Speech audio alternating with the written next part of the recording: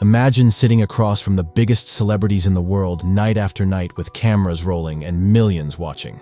Now imagine some of those celebrities treating you so badly that decades later, you still cringe at the memory. That is exactly what happened to Graham Norton, and at 62 years old he is finally naming names. The Irish chat show king has entertained us for over 20 years with his quick wit and that famous red couch. But behind the scenes, some interviews were absolute disasters. Today we are exposing the 6 guests Graham Norton hated most, and trust me, these stories will leave you speechless. From Hollywood legends who refused to speak to pop icons who treated him like dirt, these are the encounters that tested Norton's legendary patience. Before we dive into video, please subscribe to our channel. Number 1. Mark Wahlberg. Mark Wahlberg was supposed to be a dream guest, a former rapper turned serious actor with stories from the streets of Boston to the heights of Hollywood. But when he sat down on Graham Norton's couch, it became clear this was going to be a nightmare. Mark showed up with one single goal, and that was to promote his movie. Nothing else mattered. Not the other guests, not the audience, not even basic human conversation. Every single question Norton asked was met with a response that somehow looped back to whatever film he was selling that week. Norton tried everything to break through the wall. He brought up Marky Mark and the Funky Bunch hoping to get some funny stories about his music days. Nothing. He asked about his intense workout routines and his early morning schedule. Still nothing. Mark sat there with the personality of a cardboard cutout, giving answers that sounded like they came from a media training manual. His face showed zero emotion in his body language.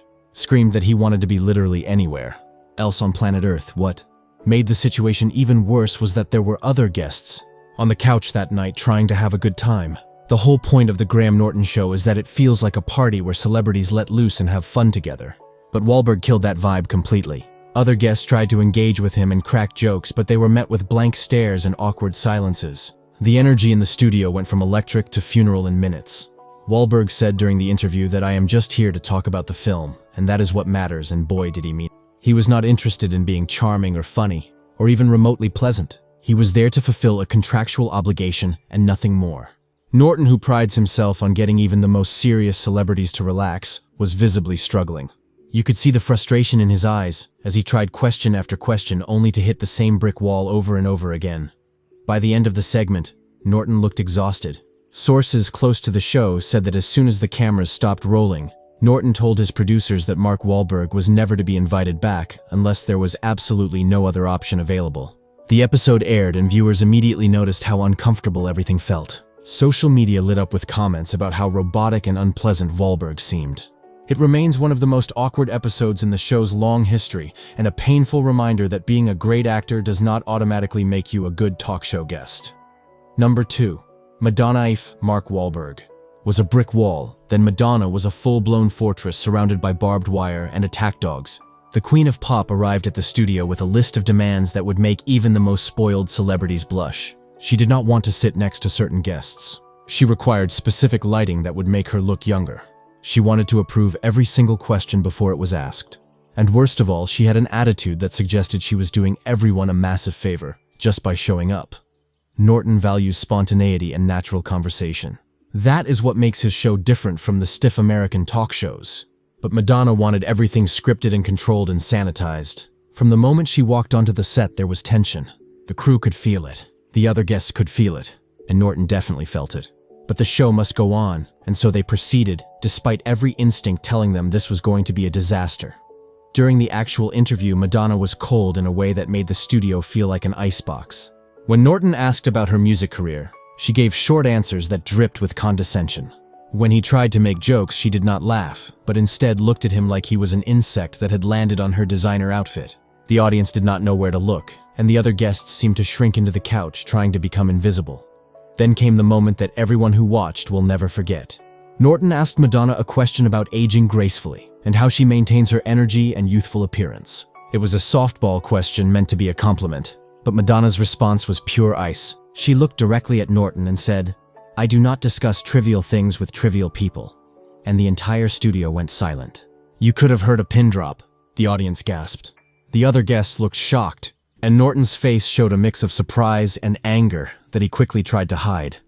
Being the ultimate professional, Norton tried to laugh it off and move the conversation forward, but the damage was done. Madonna had disrespected him on his own show in front of millions of viewers. The rest of the interview was painfully awkward, with Norton clearly counting down the seconds until he could end the segment. When Madonna finally left the studio, witnesses say Norton was furious. He told his producers that Madonna was the most unpleasant and rude guest he had ever dealt with in his entire career. True to his word, Madonna has never been invited back to the show. Norton has done interviews since then where he has hinted at the disaster without naming names, but those who were there know exactly who he was talking about. The episode became infamous, and clips of the awkward moments still circulate online as examples of celebrity interviews gone horribly wrong. Number 3. Robert De Niro. Robert De Niro is a living legend, an actor whose performances have defined cinema for generations. So when he was booked for the Graham Norton show, everyone was excited. This was going to be television gold. Stories about Taxi Driver and Raging Bull and working with Martin Scorsese. The problem was that nobody told De Niro he was supposed to actually talk. From the moment De Niro sat down, it was clear something was wrong. He looked uncomfortable, like he had been forced to be there against his will. Norton started with what should have been an easy question about his most famous roles. De Niro's answer was one word: yes. Norton laughed, thinking it was a joke, and asked a follow-up question. Another one-word answer: no. The pattern continued, and Norton's smile started to look more and more forced. The host pulled out all his tricks. He asked about method acting, one word. He brought up funny stories from film sets that other actors had told. A shrug. He even tried to get De Niro to do some of his famous character voices. Nothing. It was like interviewing a statue that occasionally blinked. The audience started to feel uncomfortable. The other guests did not know how to help, and Norton was running out of ideas fast.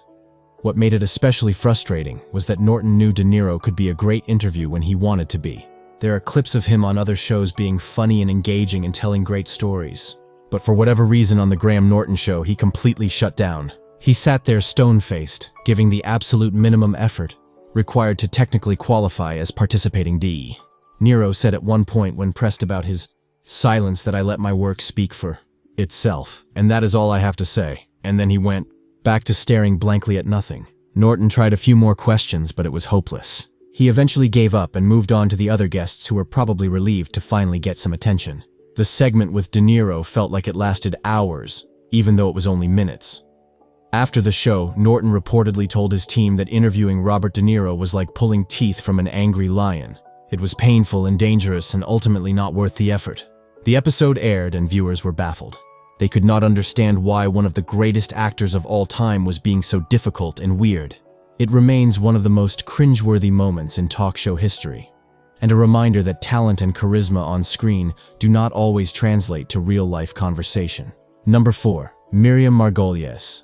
Now this one is different because Miriam Margolyes is actually known for being an entertaining talk show guest. She is loud and funny and completely unfiltered. But that last quality is exactly what got her onto Norton's most hated list. During her appearance on the show, Miriam decided that there were no boundaries and she was going to prove it in the most shocking way possible. Things started off well enough. Miriam was telling hilarious stories about working on the Harry Potter films and playing Professor Sprout. Everyone was laughing and having a good time. Norton was relaxed, thinking this was going to be one of those classic episodes people would talk about for all the right reasons. But then Miriam shifted gears and went into territory that made everyone in the studio deeply uncomfortable. She started discussing topics that were not just inappropriate but absolutely shocking for a show that airs in the early evening when families might be watching. We are talking about extremely explicit content that had Norton's eyes going wide, and the producers in the control room frantically trying to figure out how to handle the situation. The audience was gasping and laughing nervously, not quite believing what they were hearing. Miriam said during one particularly wild moment that I enjoy making people squirm, and I am bloody good at it, darling, and she was not exaggerating. She went into graphic detail about subjects that would make a sailor blush. Norton tried to redirect the conversation, but Miriam was on a roll. She kept going and going, seemingly unaware or unconcerned that she was creating an editing nightmare for the production team. The host attempted multiple times to steer things back to safer ground, but Miriam was having too much fun. She would acknowledge his attempts with a laugh and then dive right back into inappropriate territory. Other guests on the couch did not know whether to laugh or look away. The studio audience was a mix of shocked faces and people laughing out of pure disbelief. And Norton was stuck in the middle, trying to maintain some level of control over his own show.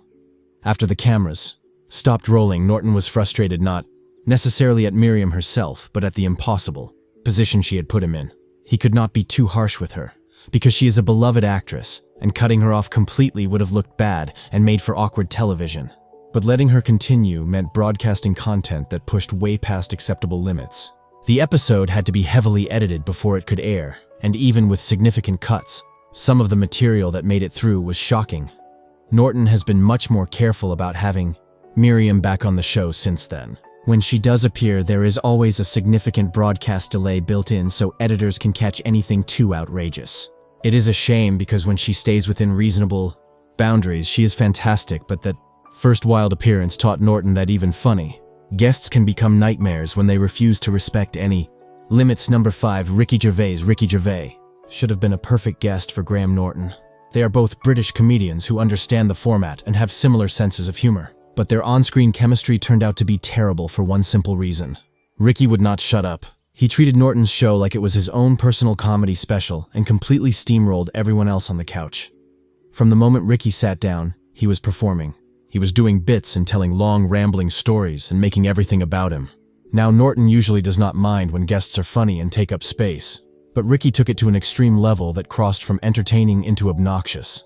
He interrupted other guests constantly. He talked over Norton himself. He seemed completely unaware that there were other people on the couch who also deserved airtime. Norton would try to redirect the conversation to another guest who had barely spoken, and before that person could answer, Ricky would jump in with another story or joke. This happened over and over throughout the show. You could see Norton's frustration building. His smile got tighter. His attempts to control the flow of conversation became more aggressive, but Ricky either did not notice or did not care. The other guests looked increasingly annoyed as the interview went on. They had come to promote their projects and have fun, but instead they were stuck listening to Ricky dominate every single moment. One guest tried to tell a story and Ricky interrupted with what he clearly thought was a hilarious addition, but it just derailed the whole thing. Another guest was answering a question, and Ricky cut them off to make a joke. It was relentless. Gervais said during the show that life is too short to be boring, so I just say whatever comes to mind. And while that might work on his own projects, it made for terrible television on someone else's show. Norton felt disrespected. The other guests felt ignored and frustrated. And the whole thing became less of a fun conversation, and more of the Ricky Gervais hour, featuring some other people sitting nearby. After the show, Norton made it clear to his producers that if Ricky was ever invited back, there needed to be strict controls in place. When Gervais has appeared, since there are more commercial breaks planned so the flow can be reset. Norton is much more aggressive about cutting him off and redirecting. And the producers apparently have a talk with Ricky beforehand about sharing the spotlight. It is unfortunate because when Ricky is willing to be a team player, he can be hilarious and insightful. But that first appearance left everyone with a bad taste and showed that even talented comedians can be nightmare guests. Number 6. Bruce Willis. Bruce Willis has a reputation in Hollywood for being difficult and grumpy, and his appearance on the Graham Norton show confirmed every negative thing anyone had ever said about him. He showed up looking like he had been dragged there against his will, and his mood never improved for even a second. From start to finish, he was the definition of a nightmare guest. Norton tried to engage him about Die Hard and the John McClane character that made him a superstar. Bruce just shrugged. He asked about working with talented directors and co-stars. One-word answers. He brought up funny behind-the-scenes stories from his films. Not even a smile. It was painfully obvious that Willis thought the entire thing was beneath him and that he was only there because his contract forced him to do publicity. The most uncomfortable moment came when Norton made a light-hearted joke about one of Bruce's movies. It was the kind of gentle teasing that celebrities usually laugh off or play along with. But Bruce just stared at him with dead eyes and zero expression. The silence stretched on for what felt like hours, but was probably only seconds. Norton tried to laugh it off and move on, but the damage was done. The entire studio could feel Bruce's negative energy radiating off him like heat from a furnace. Other guests on the couch tried to lighten the mood, but Bruce was having none of it. He sat there looking miserable and making everyone else miserable by extension. The audience did not know whether to laugh or stay silent. Norton was working overtime trying to salvage something entertaining from the disaster, but it was hopeless. Bruce had decided he did not want to be there, and he was going to make sure everyone knew it. Willis said during the taping that I am here doing this interview, but nobody said I have to pretend to enjoy it, and that attitude came through in every single frame.